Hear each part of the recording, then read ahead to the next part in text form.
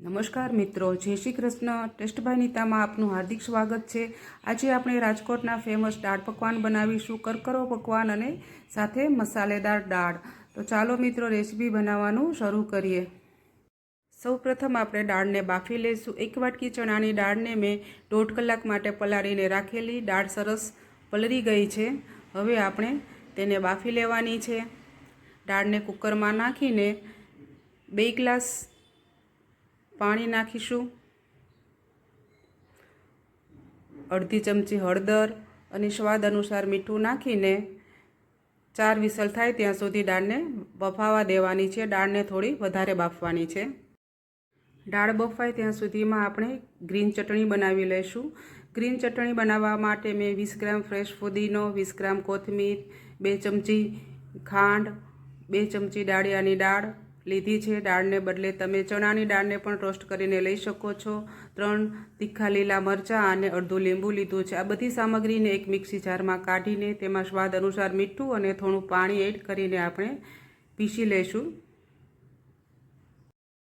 ચટણી બની ગઈ છે। હવે એક બાઉલમાં કાઢી લઈશું।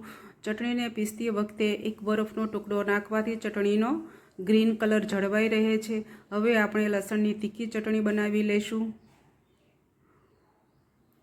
15 થી 20 કળી મેં લસણ લીધું છે। આ ચટણીને થોડી તીખી જ બનાવવાની હોય છે। હું 3 ચમચી લાલ મરચું પાવડર નાખીશ અને સ્વાદ અનુસાર મીઠું નાખવાનું છે। આ ચટણીને થોડી ડ્રાય જ રાખવાની છે, બહુ ઢીલી કરવાની નથી, એટલે આપણે 2 ચમચી પાણી નાખીને તેને પીસી લઈશું। ચટણી બની ગઈ છે, કલર પણ લાલ ચટક આવી ગયો છે। હવે આપણે આંબલીનું પાણી બનાવી લઈશું। 3 થી 4 કાતરા લઈ સીડ કાઢીને 1 કપ પાણી ઉમેરીને આંબલીને ઉકળવા દઈશું। પાણી ઠંડુ થયા બાદ મસળીને ગાળી લેવાનું છે। આ રીતનું પાણી જ બનાવવાનું છે, તેમાં કોઈ પણ વસ્તુ એડ કરવાની નથી। હવે પકવાન માટે લોટ બાંધીશું। 1 વાટકી ઘઉંનો લોટ, 1 વાટકી મેંદાનો લોટ લીધો છે। તમે એકલા મેંદાના લોટથી પણ પકવાન બનાવી શકો છો।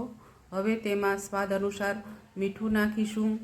અડધી ચમચી આખું જીરું લઈને બંને હાથથી મસળી લેવાનું છે। જીરાનો ટેસ્ટ ખૂબ સરસ આવે છે। જીરાની જગ્યાએ તમે અજમો પણ મસળીને નાખી શકો છો, એનો પણ સરસ ટેસ્ટ આવે છે। હવે આપણે તેમાં 2 ચમચી તેલ નાખીશું। તેલને લોટમાં સરસ મિક્સ કરી લેવાનું છે। તેલ સરસ મિક્સ થઈ જશે તો જ લોટ સારો બંધાશે। થોડું થોડું પાણી લઈને લોટ બાંધતો જવાનો છે। આ લોટને રોટલીના લોટ કરતાં થોડો કઠણ રાખવાનો છે। લોટ બંધાઈ ગયો છે। હવે તેમાં અડધી ચમચી તેલ નાખીશું। લોટને થોડીવાર મસળીને 10 મિનિટ માટે રેસ્ટ આપીશું। હવે દાળને ચેક કરી લઈશું। દાળ સરસ બફાઈ ગઈ છે। હવે આપણે દાળને અધકચરી પીસી લઈશું। ધીમે ધીમે દાળને પીસી લઈશું। બ્લેન્ડરની મદદથી પણ દાળને પીસી શકાય છે, પણ દાળ થોડી વધારે ન પીસાઈ જાય તેનું ધ્યાન રાખવાનું છે। આ રીતે દાળને દરદરી રાખવાની છે। હવે આપણે તેમાં 2 ગ્લાસ ગરમ પાણી ઉમેરીશું। પાણી ઉમેર્યા બાદ આપણે દાળને ગરમ કરવા મૂકીશું।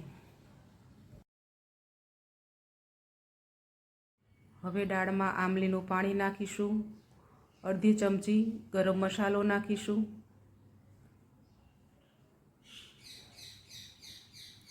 દાળને હલાવીને 2-3 ઉભરા આવે ત્યાં સુધી ઉકળવા દેવાની છે। દાળ ઉકળી ગઈ છે। હવે તેમાં કોથમીર નાખીને દાળને નીચે ઉતારી લઈશું। 10 મિનિટ થઈ ગઈ છે। હવે આપણે 5 મિનિટ માટે લોટને કન્ટિન્યુ કૂણી લેવાનો છે। ત્યારબાદ પકવાન વણી લઈશું।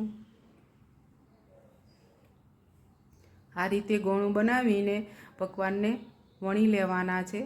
પકવાનને એકદમ પતલા વણવાના છે। પકવાન જેટલા પતલા હશે તેટલા ક્રિસ્પી બનશે।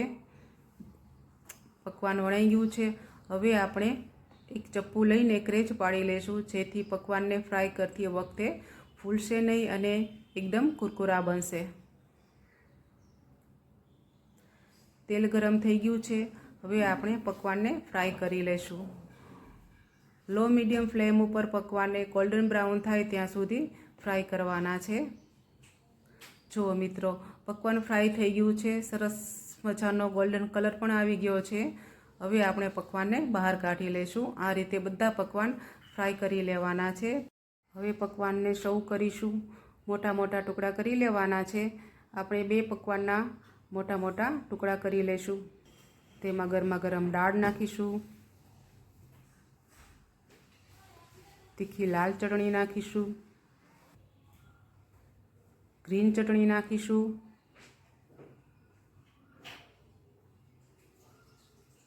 મસાલા શીંગ નાખીશું.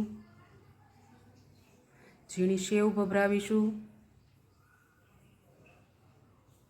બારીક સમારેલી ડુંગળી ભભરાવીશું અને ઉપરથી થોડી કોથમીર ભભરાવીશું. મિત્રો, આપણા દાળ પકવાન એકદમ તૈયાર છે. એકવાર બનાવશો તો વારંવાર બનાવશો. જરૂરથી ટ્રાય કરજો.